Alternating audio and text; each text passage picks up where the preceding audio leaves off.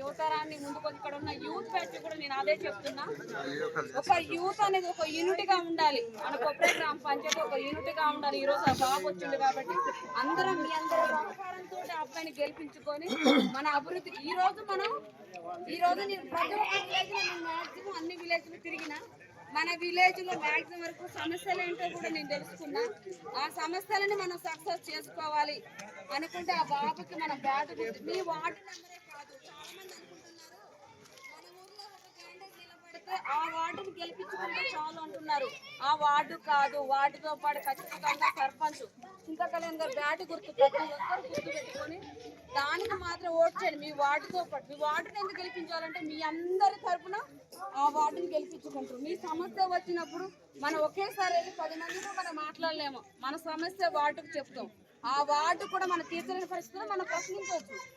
గ్రామ పంచాయతీలో ఒక సర్పంచ్ని ఎన్నుకునేది ఎందుకు? మన అందరి తరఫున మన గ్రామ పంచాయతీకి అతను ఒక పెద్ద లీడర్ ఉన్నట్టు మన సమస్యలు అతను ఖచ్చితంగా చెప్పుకోను. మన సమస్యలు మనం చెప్పుకోకపోవడం వల్లనే ఈ రోజు మనం ఇప్పుడు 10 years జరిగింది. నేను చూసాను అన్ని ఊర్లో సీసీ రోడ్లు వచ్చినాయి అంటున్నారు. ఉదాహరణ నేను ఒకటి చెప్తున్నా, మా మోదీ కూడా ఇప్పటికి వచ్చి చూడండి ఆ రోడ్ల పరిస్థితి ఎలా ఉంది. ఒకటి చూసాను, ఒక మెసేజ్ చూసాను, మోదీగూడ నుంచి ఇప్పల చిలక వరకు ఎక్కడ అభివృద్ధి జరిగింది. మెసేజ్ పెట్టిన పర్సన్ కి నేను డైరెక్ట్ గా ఛాలెంజ్ చేసి చెప్తున్నాను. మోదీగూడ నుంచి అంటే ఇక్కడ బీఆర్ఎస్ వాళ్ళు ఎవరైనా ఉంటే ఐఎమ్ సో సారీ, అభివృద్ధి గురించి మాత్రమే నేను మాట్లాడుతున్నా. మోదీగూడ నుంచి ఇప్పల చిలక వరకు ఎక్కడ అభివృద్ధి జరిగింది, అభివృద్ధి ఏంటో నాతో రాని నేను చూపిస్తా. ఒక్కరికైనా రోడ్డు ఉందా? లేదు. ఇల్లులు ఉన్నాయా? 10 years పనులలో ఇల్లులు ఉన్నాయా? ఇప్పుడు వచ్చి నేను ఇది చేత అది చేత కాదు, నువ్వు చేసిన పనులు ఇక్కడ చెప్పు ముందు. అంటే ఒక ఊర్లో ఒక 3 రోడ్లు వేయగానే అక్కడ సక్సెస్ అయిపోయిందా? ఇలాంటి బల్బులు ప్రతి ఊర్లో వేయాలి కదా. మా ఊర్లో ఎందుకు వెళ్ళి చాలా ఊర్లో చూసా, ఎందుకు వేయాలి? ప్రశ్నించే తత్వం ఖచ్చితంగా మనందరి ఇవాళ నేను కాదు, ఇక్కడ ఉన్న ప్రతి ఒక్కరికి ప్రశ్నించే తత్వం ఖచ్చితంగా రావాలి. మనది మనం తీసుకోవాలి. నేను కూడా చదువుకున్న అమ్మాయినే. ఎందుకు ఇలా మా గ్రామ పంచాయతీ ఎందుకు వెనకబడిందని నేను కూడా కొంచెం రీసెర్చ్ చేశాను. నేను కూడా 1 year నుంచి చూస్తూనే ఉన్నాను ఎలా జరుగుతుంది ఏంటి అని నేను చూస్తూనే ఉన్నాను. మనం ఎవరం ఇలా ఉండొద్దు. ఇక నుంచి మన జీవితాలను మనం మార్చుకోవాలి. కొప్పరి గ్రామ పంచాయతీ అంటే ఓన్లీ ఎస్టీ వాళ్ళు అక్కడ అభివృద్ధి జరగలేదు. మనకి ఇప్పటివరకు ఏ అభివృద్ధి జరగలేదు.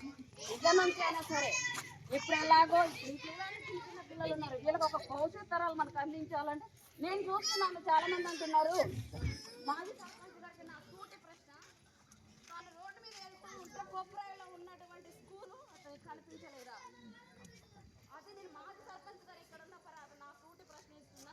పిల్లలు గడ్డలో ఉంటున్నారు, మాజీ సర్పంచ్ గారికి అది కనిపించలేదా? ఇప్పటిసేపు ఒక్కసారి అతను మొహం కడుపుని చూడమని చెప్పండి. రోడ్లు ఎలా ఉన్నాయి మొన్న నేను వెళ్ళి చూశాను. ఈ రోజు వాట్సాప్ గ్రూప్ లో అన్ని అభివృద్ధి కార్యక్రమాలు జరిగినాయి. ఎక్కడ జరిగింది అభివృద్ధి? ఎక్కడ జరిగింది అంటే వాళ్ళు వాట్సాప్ గ్రూప్ లో పెట్టడం వల్ల సక్సెస్ కాదు.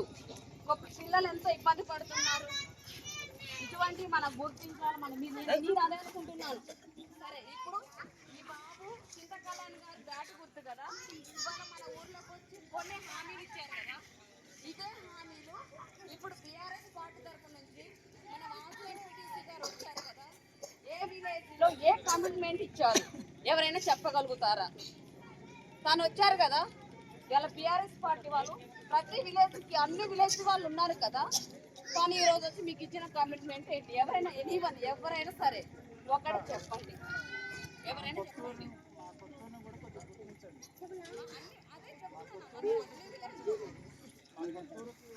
అన్ని విలేజ్లని నేను నాకు ఇదని కాదు, నేను గ్రామ పంచాయతీని దృష్టిలో పెట్టుకొని మాత్రమే మాట్లాడుతున్నా.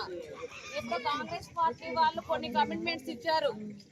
ఆ కమిట్మెంట్ కి వాళ్ళు మనకు అమలు చేయకపోతే నిలదీసే హక్కు మనకు ఉంది. అలాగే బీఆర్ఎస్ పార్టీ వాళ్ళు మీకు ఏమి హామీ ఇచ్చారు?